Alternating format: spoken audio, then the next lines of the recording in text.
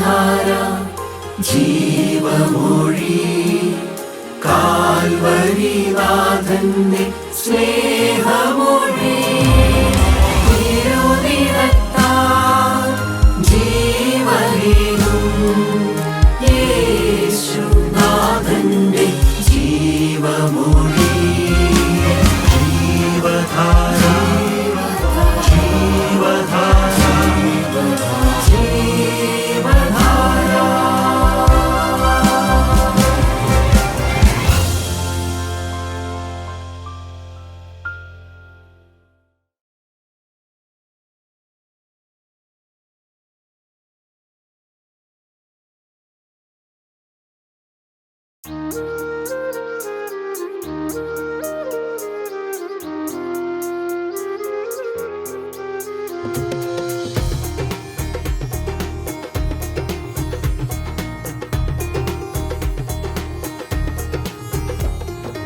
ആനന്ദം ആനന്ദമാനന്ദമേ സിയോൻ പ്രയാണികൾക്ക് വീടോടടുക്കും തോറും ആനന്ദം ആനന്ദമാനന്ദമേ സിയോൻ പ്രയാണികൾക്ക് വീടോടടുക്കും തോറും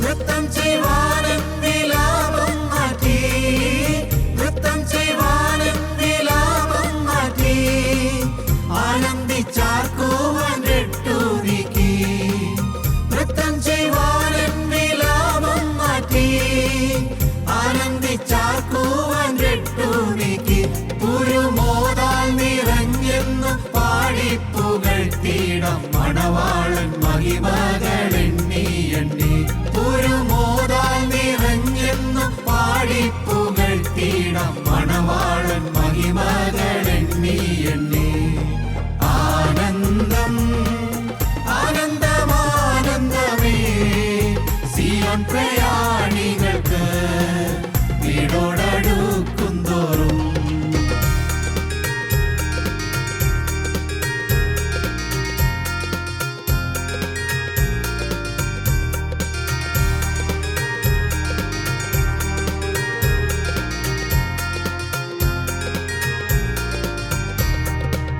ഭൂസംഭവങ്ങൾ ഭയാനകമായി ഭൂസംഭവങ്ങൾ ഭയാനകമായി നിറവേറുന്ന അത്യന്തം കൃത്യമായി ഭൂസംഭവങ്ങൾ ഭയാനകമായി നിറവേറുന്ന അത്യന്തം കൃത്യമായി സ്തോത്രമിവയൊക്കെ കാണുമ്പോൾ അരുമാമണവാളൻ വരവിനു താമസമേറെയില്ല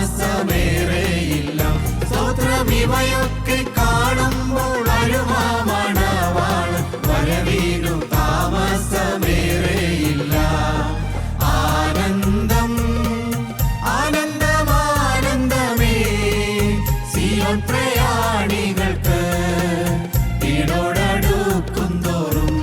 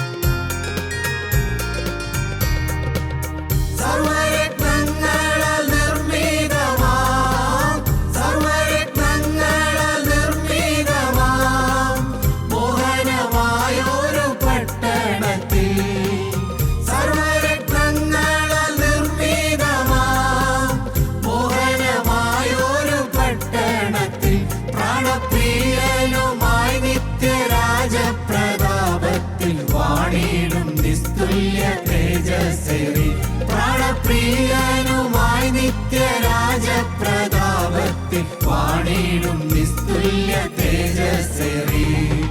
ആനന്ദം ആനന്ദമാനന്ദമേ സിയോൻ പ്രയാണികൾക്ക് വീടോടടുക്കും തോറും. ആനന്ദം ആനന്ദമാനന്ദമേ സിയോൻ പ്രയാണികൾക്ക് വീടോടടുക്കും തോറും. ദൈവവചനവുമായിട്ട് അല്പനേരം ഇരിപ്പാനുള്ള ഭാഗ്യം ദൈവം നമുക്ക് തന്നിരിക്കുകയാണ്. മത്തായിയുടെ സുവിശേഷം 7-8 ഭാഗ്യം വായിക്കാം. യാചിപ്പീൻ എന്നാൽ നിങ്ങൾക്ക് കിട്ടും, അന്വേഷിപ്പീൻ എന്നാൽ നിങ്ങൾ കണ്ടെത്തും, മുട്ടുവീൻ എന്നാൽ നിങ്ങൾക്ക് തുറക്കും. യാചിക്കുന്ന ഏവനും ലഭിക്കുന്നു, അന്വേഷിക്കുന്നവൻ കണ്ടെത്തുന്നു, മുട്ടുന്നവന് തുറക്കും. കർത്താവായ യേശു ക്രിസ്തുവിൻ്റെ 5, 6, 7 മലപ്രസംഗമാണ്. ആ മലപ്രസംഗത്തിലെ ഒരു വാക്യമാണ് യാചിപ്പിൻ എന്നാൽ നിങ്ങൾ കിട്ടും, അന്വേഷിപ്പീൻ എന്നാൽ നിങ്ങൾ കണ്ടെത്തും, മുട്ടുവീൻ എന്നാൽ നിങ്ങൾക്ക് തുറക്കും. അതിൻ്റെ ഒരു വാക്യം മാത്രമേ ഞാൻ ഉദ്ദേശിക്കുന്നുള്ളൂ. അന്വേഷിപ്പീൻ എന്നാൽ നിങ്ങൾ കണ്ടെത്തും, അന്വേഷിക്കുന്നവൻ കണ്ടെത്തുന്നു. കർത്താവ് വളരെ വ്യക്തമായിട്ട് പറയുകയാണ്, അന്വേഷിപ്പീൻ എന്നാൽ നിങ്ങൾ കണ്ടെത്തും. ഇവിടെ പ്രസക്തമായ ചോദ്യം, എന്താണ് അന്വേഷിക്കേണ്ടത്?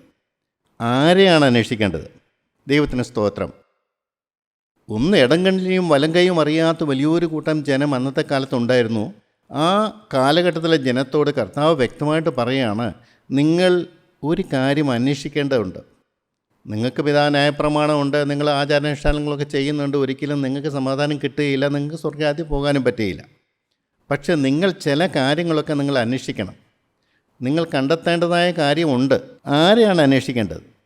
ആരാണ് നമ്മുടെ കണ്ണിന് മറഞ്ഞിരിക്കുന്നത്?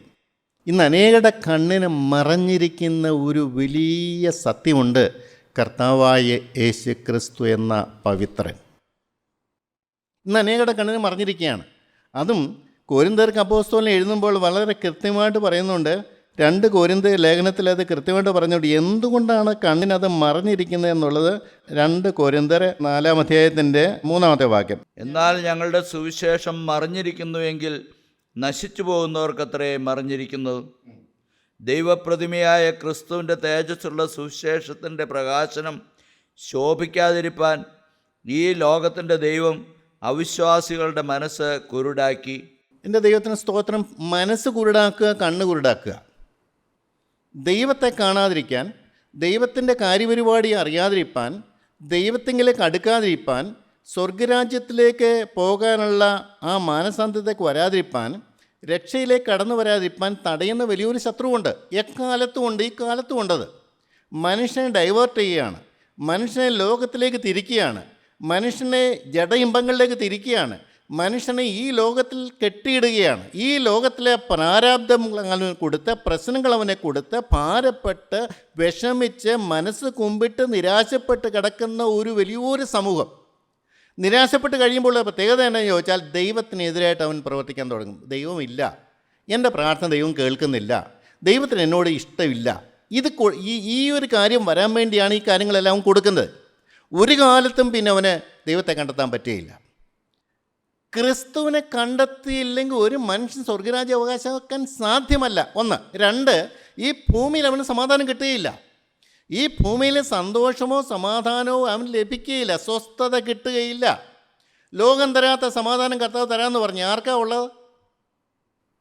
ആർക്കായി സമാധാനമുള്ളത്? ആർക്കാണ് സന്തോഷമുള്ളത്? എപ്പോഴും സന്തോഷിക്കാൻ പറയുന്നു. ആർക്കായി സന്തോഷമുള്ളത്? ഇടപെടാതെ പ്രാർത്ഥിക്കാൻ പറഞ്ഞു. ആർക്ക് പ്രാർത്ഥിക്കാൻ പറ്റും? എല്ലാറ്റിനും സ്തോത്രം ചെയ്യാൻ പറയുന്നു. ആർക്ക് സ്തോത്രം ചെയ്യാൻ പറ്റും?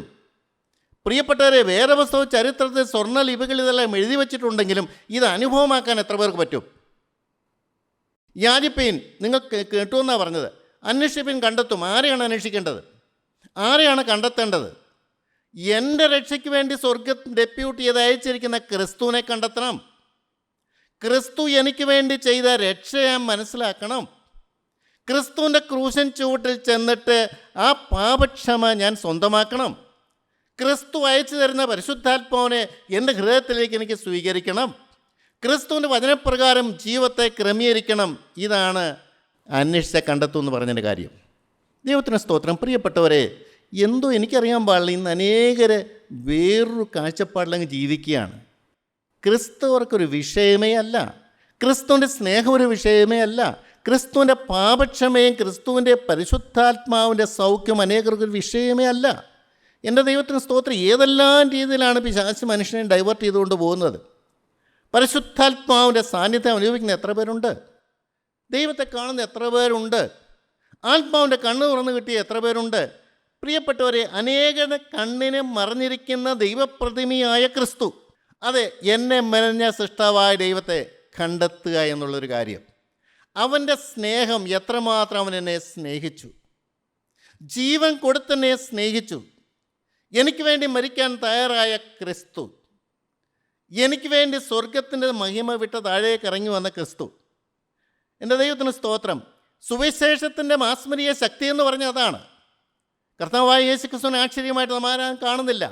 എന്നാൽ സുവിശേഷത്തിൻ്റെ ഏറ്റവും വലിയ ആത്മാവിൻ്റെ ശക്തി ഒരു മനുഷ്യനെ കീഴടക്കി അവൻ്റെ കണ്ണു തുറന്നു കൊടുക്കുന്നു, അവന് കാഴ്ചപ്പാട് കൊടുക്കുന്നു, അവനെ രക്ഷയിലേക്ക് വഴി നടത്തുന്നു, അവനെ ക്രിസ്തുവിലേക്ക് ആദായപ്പെടുത്തുന്നു, അവനെ ക്രൂശിൻ ചൂട്ടിലേക്ക് കൊണ്ടുവരുന്നു.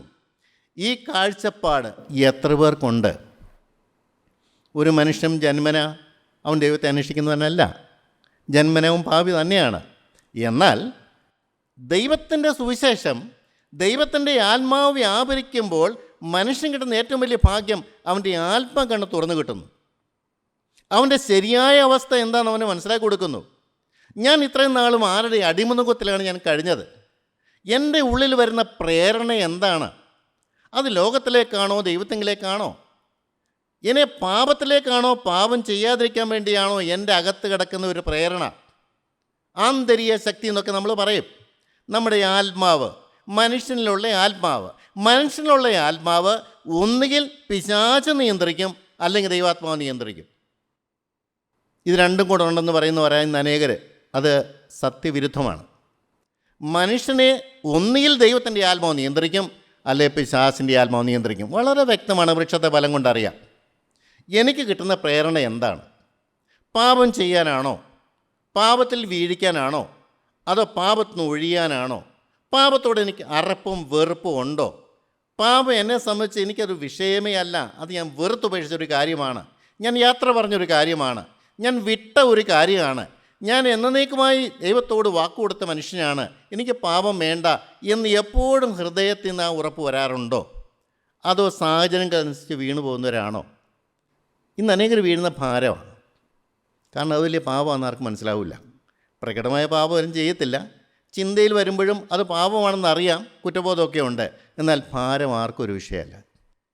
ഞാൻ വളരെ അനുഭവത്തിൽ ഞാൻ മനസ്സിലാക്കുന്നൊരു കാര്യമാണ്, ഭാരപ്പെടുക എന്ന് പറയുന്നത് പിശാചിൻ്റെ അടിമനുഖത്തിലായതുകൊണ്ടാണ്. ഈ ലോകത്തിലേക്ക് കെട്ടപ്പെട്ട് കിടക്കുക. എന്ത് വിഷയത്തിലാണ് ഭാരം? ആത്മാവിൻ്റെ കാര്യത്തിലാണ്. രക്ഷ കിട്ടിയില്ലെന്നോ, ദൈവത്തെ പ്രസാദിപ്പിച്ചില്ലെന്നോ, എന്ത് കാര്യത്തിലാണ് ഭാരം വരുന്നത്? ലോകകാര്യത്തിൽ. ലോകകാര്യം ഞാൻ ആഗ്രഹിക്കുന്ന പോലെ നടക്കാതെ വരുമ്പോൾ എനിക്ക് ഭാരം വരുന്നു. ആ ഭാരത്തിൻ്റെ അടിസ്ഥാനം എൻ്റെ അവിശ്വാസമാണ്, ദൈവത്തോട് പരാതിയാണ്. എൻ്റെ ദൈവം എൻ്റെ പ്രാർത്ഥന കേട്ടില്ല, എൻ്റെ ദൈവം എന്നെ സ്നേഹിക്കുന്നില്ല. ഇങ്ങനെ പരാതിപ്പെടുന്നവരോട് ദൈവത്തിന് എന്ത് ചെയ്യാൻ പറ്റും? സാക്ഷാൽ ദൈവം സ്നേഹമായിരിക്കെ ദൈവത്തെ സ്നേഹമില്ലെന്ന് പറയുന്നതാണ് ഏറ്റവും വലിയ പാപം എന്ന് പറയുന്നത്. അവിടെ പിന്നെ ദൈവത്തിന് ഒന്നും ചെയ്യാൻ പറ്റത്തില്ല. അതാണ് പരിശുദ്ധാത്മാവിനെതിരായ പാപം എന്ന് പറയുന്നത് തന്നെ. നമുക്ക് പരിശുദ്ധാത്മാവിനെതിരായ പാപം എന്ന് പറഞ്ഞാൽ ഭയങ്കര പേടിയാണ്. അത് വ്യക്തിയല്ല, ദൈവം ചെയ്യരുതെന്ന് പറയുന്ന കാര്യം നാം ചെയ്യുമ്പോൾ അത് പരിശുദ്ധാത്മാവിനെതിരായ പാപമായി കഴിഞ്ഞു. പിന്നെ പരിശുദ്ധാത്മാവ് നമ്മൾ ക്രിയ ചെയ്യത്തില്ല, പരിശുദ്ധാത്മാവ് മാറി നിന്ന് കഴിയും. പിന്നെ എങ്ങനെ നമുക്ക് ജയം കിട്ടും? ഭാരം മാറുമോ? മാറുകയില്ല. സമാധാനം കിട്ടുമോ? സമാധാനം കിട്ടുകയില്ല. എൻ്റെ പ്രിയ സഹോദരങ്ങളെ, നിങ്ങൾ ദൈവത്തെ അന്വേഷിക്കുന്നവരാണോ? യേശുക്രിസ്തുവിനെ അന്വേഷിക്കുന്നവരാണോ? യേശുക്രിസ്തുവിനെ കണ്ടെത്താൻ വേണ്ടിയുള്ള ശ്രമം നിങ്ങളുടെ പക്ഷത്തുണ്ടോ? എൻ്റെ ദൈവം എവിടെ? എന്നെ സ്നേഹിച്ചവൻ എവിടെ?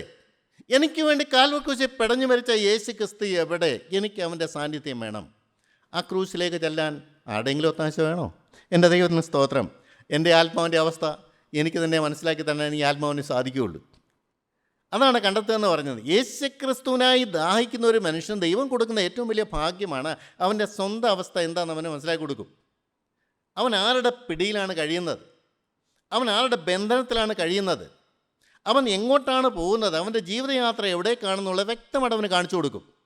എന്നിട്ട് ഇതിൽ നിന്ന് രക്ഷിക്കാൻ എന്നെ ആർക്ക് സാധിക്കുന്നുള്ള ബോധം അവന് കൊടുക്കും. അപ്പം ക്രൂശ് വെളിപ്പെടുത്തി കൊടുക്കും. ക്രൂശിന് ചൂട്ടിലേക്കുള്ള ആകർഷണം കിട്ടും.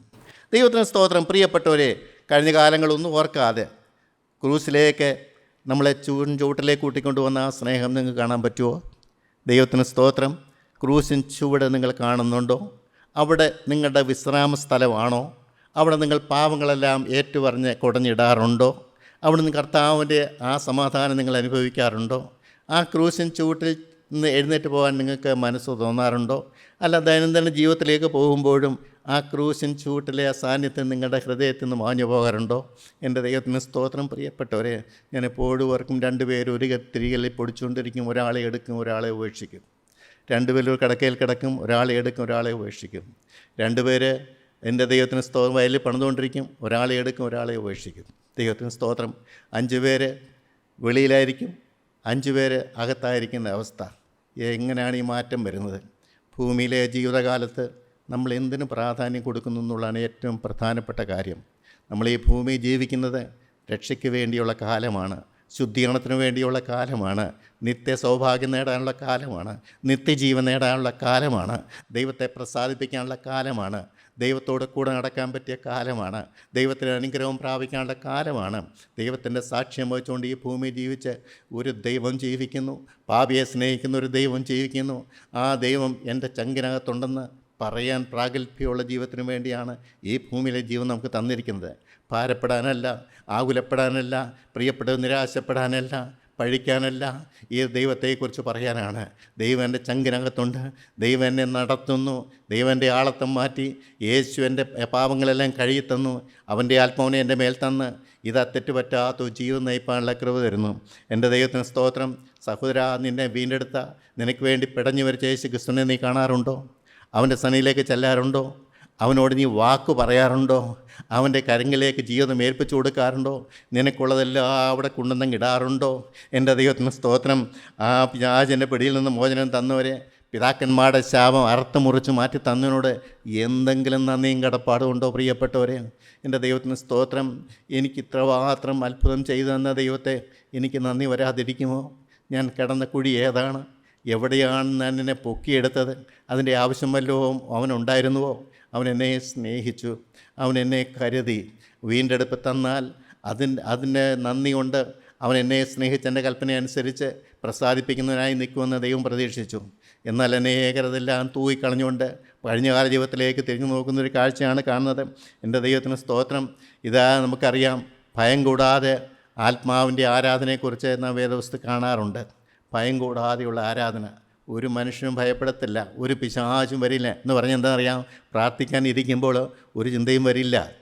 ഇന്ന് അനേകരുടെ ഏറ്റവും വലിയ പ്രശ്നം എന്നറിയാമോ? പ്രാർത്ഥിക്കാനിരിക്കുമ്പോൾ അനേക ചിന്തകൾ, പാപചിന്തയായിരിക്കണമെന്നില്ല, ലോകചിന്തകളാണ്. നമ്മൾ ദൈവസന്നിധി പ്രാർത്ഥിക്കാനിരിക്കും, കയറി വരും ലോകത്തിലെ പല കാര്യങ്ങൾ.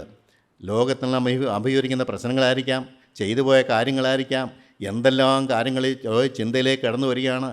നമുക്ക് സാത്താൻ നമ്മളെ ഭയപ്പെടുത്തുകയാണ്. നിനക്ക് ദൈവസന്നിധിയിലേക്ക് കടന്നു ചെല്ലാൻ പറ്റില്ല, നിനക്ക് അതിനുള്ള യോഗ്യതയില്ല, നിൻ്റെ കഴിഞ്ഞകാല ജീവിതം അങ്ങനെയാണ്, നിൻ്റെ ആളത്തെ മോശമാണെന്നൊക്കെ പറഞ്ഞ് നമ്മളെ ഭയപ്പെടുത്തുന്ന ഒരു പിശാചുണ്ട്. എന്നാൽ വചനം പറയുന്നു, ആയുഷ്കാലമൊക്കെയും ഭയം കൂടാതെ നീതിയിലും വിശുദ്ധിയിലും ആരാധിപ്പാൻ കൃപ തരുമെന്ന്. എൻ്റെ പൊന്നു സഹോദരങ്ങളെ, നിങ്ങൾ ഈ അനുഭവം പ്രാപിക്കുന്നുണ്ടോ? അത് തന്നവനെ നിങ്ങൾ കണ്ടെത്തിയെന്നാണ് ചോദിക്കുന്നത്. ലോകം തരാത്ത സമാധാനവും ലോകത്തിനെടുത്ത് കളയാൻ വയ്യാത്തതുമായ സന്തോഷം എൻ്റെ സഹോദരങ്ങളെ തന്നവനെ നിങ്ങൾ കണ്ടെത്തിയെന്നാണ് ചോദ്യം. ദൈവത്തിന് സ്തോത്രം.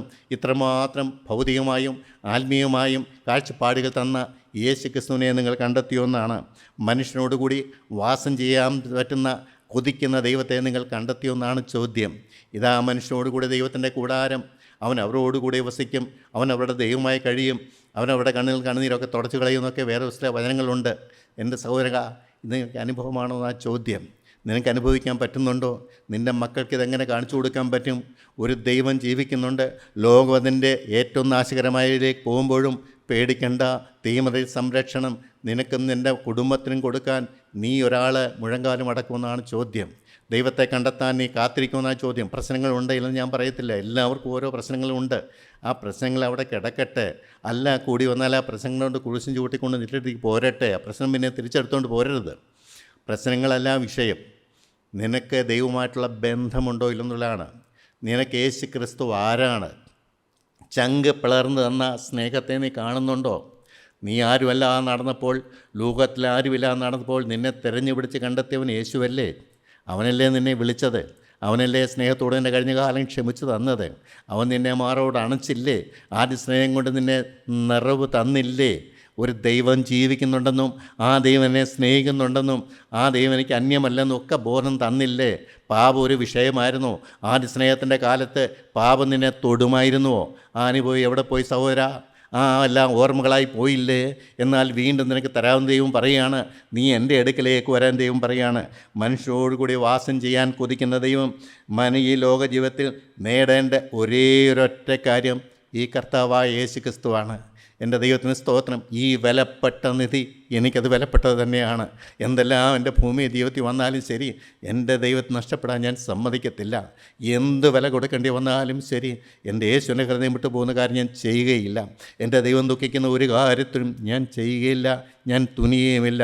അവിടെ നിന്നൊക്കെ വിഡ്രോ ചെയ്യേ എനിക്ക് മാർഗമുള്ളൂ. അല്ല അങ്ങനെയുള്ള സാഹചര്യമാണോ, പുറകോട്ട് വലിഞ്ഞുകൊള്ളുക.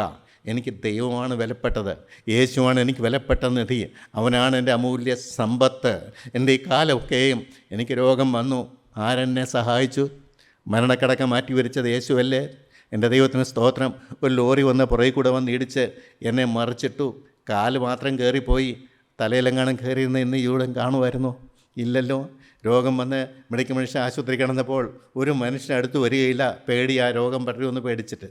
എൻ്റെ ദൈവത്തിന് സ്തോത്രം. അന്ന് രാത്രി ഞാൻ കണ്ടു യേശുവിനെ. എൻ്റെ ദൈവത്തിന് സ്തോത്രം. മോനെ, ആരും വരാൻ പേടിച്ചാലും എനിക്ക് വരാൻ പേടിയില്ലെന്ന് എന്നോട് പറഞ്ഞു. ഞാനതൊക്കെ ഓർക്കും. ഞാൻ അധികം പേരോടൊന്നും പറഞ്ഞിട്ടില്ല. ആര് എന്തെല്ലാം പേടിച്ചാലും ഞാൻ നിൻ്റെ അടുത്ത് വരും. എനിക്ക് നിന്നോട് കാര്യവും കടപ്പാടും ഉണ്ട്. സ്തോത്രം. ഈ നല്ലവനായ യേശു ക്രിസ്തുവിനെ കണ്ടവർ എത്ര പേരുണ്ട്? യേശു ക്രിസ്തുവിനെ ജീവിതം വേർതിരിച്ച എത്ര പേരുണ്ട്? യേശു ക്രിസ്തുവിൻ്റെ കയ്യിലേക്ക് ആയുസ് ഇട്ട് കൊടുത്തവർ എത്ര പേരുണ്ട്? പ്രിയരെ, ഇതൊരു സമാധാനം കിട്ടിയാൽ നമ്മളത് ചെയ്തിരിക്കും. എൻ്റെ ദൈവത്തിന് സ്തോത്രം. ശുദ്ധീകരണത്തിന് വേണ്ടി മനസ്സില്ലാത്തവർക്ക് ഇതൊന്നും പറഞ്ഞിട്ട് ഒരു കാര്യവുമില്ല. ഈ ആധുനിക കാലത്ത് യേശു ആർക്കും ഒരു വിഷയമേ അല്ല. ദൈനംദിന തിരക്ക് പിടിച്ച ജീവിതത്തിൽ അനേകരും മറന്നുപോകുന്ന ഒരേ ഒരാൾ ക്രിസ്തു മാത്രമാണ്. യേശുവിനെ ചേർത്ത് പിടിക്കാൻ ആർക്കും താല്പര്യമല്ല, സമർപ്പിക്കാൻ ആർക്കും താല്പര്യമല്ല. ഞാൻ അനേകരോട് കാണാറുണ്ട്, സംസാരിക്കാറുണ്ട്. യേശു എന്ന് പറഞ്ഞൊരു വാക്ക് പറഞ്ഞു കഴിയുമ്പോൾ ഉടനെ ഒരു സ്ഥലം വിടും. എനിക്ക് തിരക്കുണ്ട്, ഞാൻ പോകാമെന്ന് പറയും. ഇത്രമാത്രം വെറുക്കപ്പെട്ടവനാണ് യേശു. എനിക്ക് അത്ഭുതം തോന്നാറുണ്ട്. യേശുവിൻ്റെ വചനം ആർക്കും കേൾക്കണ്ട, യേശുവിനെക്കുറിച്ച് ആർക്കും പറയുന്നത് ഇഷ്ടമല്ല, സമൂഹത്തിൽ ആർക്കും വിലയില്ല. എന്നാൽ സഹോദര, നിന്നെ പേർചൊല്ലി വിളിച്ച യേശു നിന്നോട് പറയാണ്, നിനക്കെങ്കിലും എന്നെ ഒന്ന് ചേർത്ത് പിടിക്കാൻ പറ്റുമോ? ഇന്ന് കെഞ്ചിയാച്ചുകൊണ്ട് ഓരോരുത്തരുടെ അടുത്തേക്ക് വരികയാണ്. നിനക്ക് എന്നെ ഒന്ന് സ്വീകരിക്കാൻ പറ്റുമോ? ഞാൻ നിന്നെ അടി തൊട്ട് മുടി വരെ മാറ്റിത്തരാം. നിന്നെ സ്നേഹം കൊണ്ട് ഞാൻ നിറച്ചു തരാം. സമാധാനവും സന്തോഷവും ഞാൻ നിനക്ക് തരാം. എൻ്റെ സ്ഥാനാപതിയായി ഈ ഭൂമിയിലൊന്ന് നിൽക്കാമോ? എനിക്ക് വചനം പറയാൻ ആളില്ല, വിശുദ്ധിയുള്ള നാവുകളില്ല, സമർപ്പിക്കപ്പെട്ട നാവുകളില്ല, സമർപ്പിക്കപ്പെട്ട ജീവിതമില്ല, സാക്ഷ്യമുള്ള ജീവിതം നയിക്കുന്നവരെനിക്കില്ല. നീ നിൽക്കാമോ എന്ന് ദൈവം ചോദിക്കുകയാണ്. നമുക്ക് സാധ്യമെന്ന് വരുമ്പോൾ എൻ്റെ പ്രിയരെ, അനേകർ പ്രശ്നം വരുമ്പോൾ ദൈവത്തെ വിളിക്കുന്നവരാണ്. അവരുടെ സ്വന്തം കാര്യങ്ങൾ അവർക്ക് തന്നെത്താൻ നേടാൻ പറ്റാതെ വരുമ്പോൾ ദൈവത്തെ വിളിക്കും. ഒരു പക്ഷേ ദൈവം സാധിപ്പിച്ചു കൊടുത്തു ഒന്നൊന്നും വരാം, പ്രാർത്ഥന കേൾക്കുന്ന ദൈവമല്ലേ. പക്ഷേ പ്രശ്നം മാറിക്കഴിയുമ്പോൾ പിന്നെയും പഴയ പോലെ പോകും. ഇതല്ലേ ഇന്ന് നാം കാണുന്നത്. ദൈവത്തോട് നന്ദിയുള്ളവരാരുണ്ട്? കടപ്പാടുള്ളവരാരുണ്ട്? സ്നേഹമുള്ളവരാരുണ്ട്? എനിക്ക് വേണ്ടി ഇത്രത്തോളം ചെയ്തു തന്ന ദൈവത്തോടുള്ള നന്ദിയും കടപ്പാടും പ്രദർശിപ്പിക്കാൻ എത്ര പേര് ക്രൂശിന് ചൂട്ടി ചെല്ലുന്നുണ്ട്. എൻ്റെ ദൈവത്തിന് നന്ദിയോടെ സ്തോത്രം. എസ്കേൽ പ്രവചനം 20-ാം അധ്യായത്തിൻ്റെ 31-ാമത്തെ വാക്യം വായിച്ചു നോക്കാം. നിങ്ങളുടെ വഴിപാടുകളെ കഴിക്കുന്നതിനാലും നിങ്ങളുടെ മക്കളെ അഗ്നിപ്രവേശം ചെയ്യുന്നതിനാലും നിങ്ങൾ ഇന്നുവരെ നിങ്ങളുടെ സകല വിഗ്രഹങ്ങളെയും കൊണ്ട് നിങ്ങളെ തന്നെ അശുദ്ധമാക്കുന്നു. ഇസ്രായേൽ ഗൃഹമേ, നിങ്ങൾ ചോദിച്ചാൽ ഞാൻ ഉത്തരമരുളുമോ? നിങ്ങൾ ചോദിച്ചാൽ എന്നാണ് ഞാൻ ഉത്തരം അരുളുകയില്ല എന്ന് യഹോവയായ കർത്താവിൻ്റെ പാപത്തിൽ കഴിയുന്നവരുടെ പ്രാർത്ഥന ദൈവം കേൾക്കുകയില്ല. ഒരു പ്രശ്നം വന്നാൽ ദൈവം ഉത്തരം തരികയില്ല. കർത്താവേ, ഞാൻ എന്ത് ചെയ്യണമെന്ന് ചോദിക്കുന്ന അനേകരുണ്ട്. പ്രശ്നം വരുമ്പോൾ എൻ്റെ സഹോദര, ആർക്കും ഒന്നും ചെയ്യാൻ പറ്റില്ല. നിൻ്റെ പ്രശ്നത്തിന് നീ പരിഹാരം കണ്ടെത്തിയേ പറ്റുള്ളൂ. നിൻ്റെ ജീവിതത്തിൽ ദൈവം ദുഃഖിക്കുന്ന പാപങ്ങൾ അനേകമുള്ളത് നീ തിരിച്ചറിഞ്ഞ് യാത്ര പറയാതെ ദൈവത്തിൻ്റെ മുഖം നിൻ്റെ മേൽ വരികയില്ല. നാം വേറെ ദിവസത്തിൽ തന്നെ വായിക്കുന്നുണ്ട്, നോഹയോ ഇയ്യോബോ അല്ല പ്രവാചകന്മാർ ആരെങ്കിലും ഏതെങ്കിലും ദേശത്തുണ്ടെങ്കിലും അവർ മാത്രം രക്ഷിക്കപ്പെടും, ദേശം നശിച്ചു പോകും. ദൈവത്തിന് അത്രമാത്രം പാപത്തോട് അറപ്പും വെറുപ്പുമാണ്. അതിൻ്റെ പിന്നിൽ പ്രവർത്തിക്കുന്ന പിശാചായതുകൊണ്ട് എവിടെ പാപമുണ്ടോ അവിടെ ദൈവം കാണുകയില്ല. വിശുദ്ധിയുള്ള സ്ഥലത്ത് മാത്രമേ പ്രാവിറങ്ങി വരികയുള്ളൂ. എൻ്റെ ദൈവത്തിന് സ്തോത്രം. ഈ സത്യം ജനങ്ങളിലേക്കൊന്ന് ചെല്ലട്ടെ, ജനം തിരിച്ചറിയട്ടെ. എൻ്റെ ദൈവത്തിന് സ്തോത്രം. എസ്കേൽ 18:31 വായിച്ചു നോക്കാം. നിങ്ങൾ ചെയ്തിരിക്കുന്ന അതിക്രമങ്ങളൊക്കെയും നിങ്ങളിൽ നിന്ന് എറിഞ്ഞു കളവീൻ. നിങ്ങൾക്ക് പുതിയൊരു ഹൃദയത്തെയും പുതിയൊരു ആത്മാവിനെയും സമ്പാദിച്ചു കൊള്ളുവീൻ. ഇസ്രായേൽ ഗൃഹമേ, നിങ്ങൾ എന്തിനെ മരിക്കുന്നു? മരിക്കുന്നവൻ്റെ മരണത്തിന് എനിക്ക് ഇഷ്ടമില്ലെന്ന് യഹോവയായ കർത്താവിൻ്റെ അരുളപ്പാട്. ആകയാൽ നിങ്ങൾ മനം തിരിഞ്ഞ് ജീവിച്ചു കൊള്ളുവീൻ. ദൈവത്തിന് സ്തോത്രം. മനം തിരിഞ്ഞ് ജീവിച്ചാൽ മാത്രമേ ദൈവത്തിൻ്റെ സമാധാനം കിട്ടിയുള്ളൂ, ദൈവത്തിൻ്റെ ആശ്വാസം കിട്ടിയുള്ളൂ, ദൈവത്തിൻ്റെ കുളിർമ കിട്ടിയുള്ളൂ, ദൈവത്തിൻ്റെ സാന്നിധ്യം കിട്ടിയുള്ളൂ, നിത്യജീവൻ കിട്ടുകയുള്ളൂ.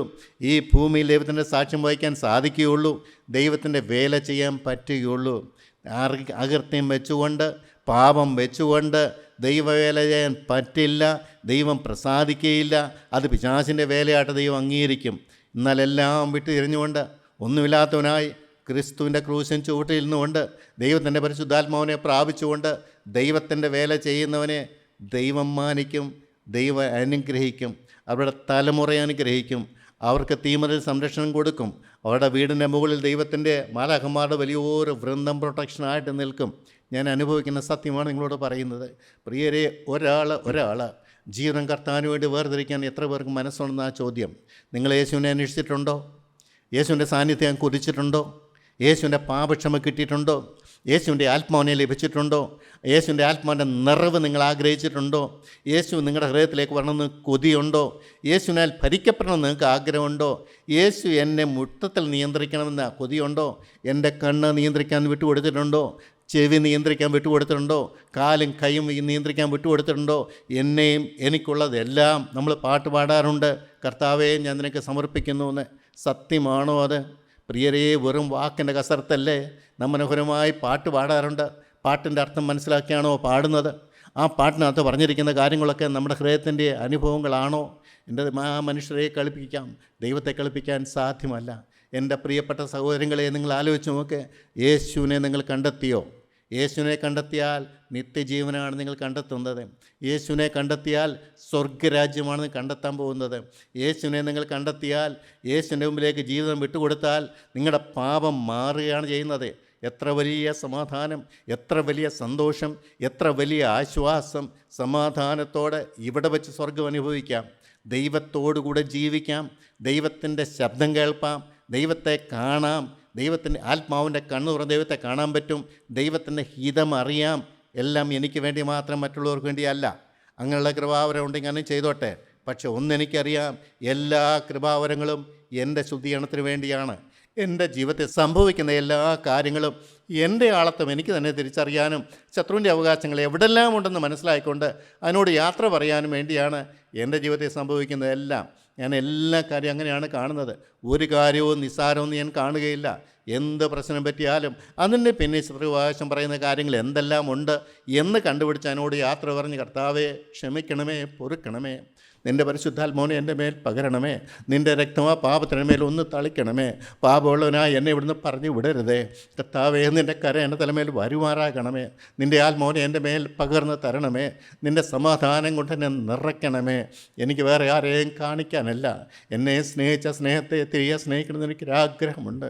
ആത്മാവിൻ്റെ നിറവ് നേടണമെന്ന് എനിക്ക് ആഗ്രഹമുണ്ട്. പാപമില്ലാത്തൊരു ജീവിതം എനിക്ക് വേണമെന്ന് ആഗ്രഹമുണ്ട്. നിൻ്റെ സമാധാനം കൊണ്ട് എന്നെ നിറയ്ക്കണമേ. കർത്താവേ, ഒന്നും ചെയ്തില്ലേലും എൻ്റെ ജീവിതത്തിൻ്റെ സാക്ഷി അങ്ങനെ ആയിരിക്കണമെന്ന് എനിക്ക് ആഗ്രഹമുണ്ട്. ചലിക്കുന്ന ഒരാത്മാവുള്ളൊരു മനുഷ്യൻ. ദൈവത്തിന് സ്തോത്രം. കർത്താവേ, നിൻ്റെ ആത്മാവിനെ എനിക്ക് തരണമേ, ആത്മാവിൻ്റെ നിറവ് എനിക്ക് തരണമേ. പ്രിയരേ, നിങ്ങൾ ഈ യേശുവിനെ കണ്ടെത്തിയോ? ഈ നല്ല യേശുവിനെ കണ്ടെത്തിയോ? ഈ നല്ല രക്ഷകനെ കണ്ടെത്തിയോ? ഈ നല്ല വീണ്ടെടുപ്പുകാരനെ കണ്ടെത്തിയോ? നിങ്ങൾക്ക് വേണ്ടി രക്തം ചൊരിഞ്ഞവനെ കണ്ടെത്തിയോ? സ്വർഗത്തിൻ്റെ അധിപനെ നിങ്ങൾ കണ്ടെത്തിയോ? സ്വർഗത്തിലെത്തിക്കാനും നരകത്തിലെത്തിക്കാനും കഴിയുന്നവനെ നിങ്ങൾ കണ്ടെത്തിയോ? പിതാവായ ദൈവം സകലന്യായവും വിധിക്കാൻ അധികാരമോട് ഏൽപ്പിച്ചു കൊടുത്തവനെ നിങ്ങൾ കണ്ടെത്തിയോ? നിങ്ങളുടെ ഹൃദയത്തിലേക്ക് കടന്നു വരാൻ കൊതിക്കുന്നവനെ നിങ്ങൾ കണ്ടെത്തിയോ?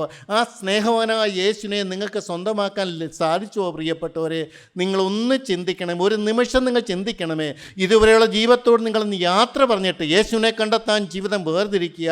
നിങ്ങൾ ക്രൂശിൻ ചൂട്ടിലേക്ക് മുഴങ്കാലം മടക്കുക. ദൈവസാന്നിധ്യം കിട്ടിയില്ലേലും സാരമില്ല. നിങ്ങളുടെ പാപം ദൈവം കാണിച്ചു തരും. നിങ്ങളുടെ ആളത്തെ ദൈവം മനസ്സിലാക്കി തരും. നിങ്ങളുടെ ബന്ധനങ്ങൾ ദൈവം കാണിച്ചു തരും. ആ ബന്ധനം അഴിക്കാൻ നിങ്ങൾ തയ്യാറായാൽ മാത്രം മതി. യേശു ക്രിസ്തുവിൻ്റെ അടുത്തേക്ക് കടന്നു വരികയാണ്. യേശു നിങ്ങളെ സ്നേഹിക്കുകയാണ്. യേശു നിങ്ങളോട് മനസ്സലിയാണ്. കഴിഞ്ഞ കാലങ്ങളിൽ നോക്കാത്തൊരു നല്ല ദൈവം, അവൻ്റെ സമാധാനം നിങ്ങളുടെ ഹൃദയത്തിലേക്ക് നിറഞ്ഞു വരട്ടെ. ദൈവം നിങ്ങളെ അനുഗ്രഹിക്കട്ടെ. ദൈവനാമം മാത്രം മഹത്വപ്പെടുവാനിടയാകട്ടെ.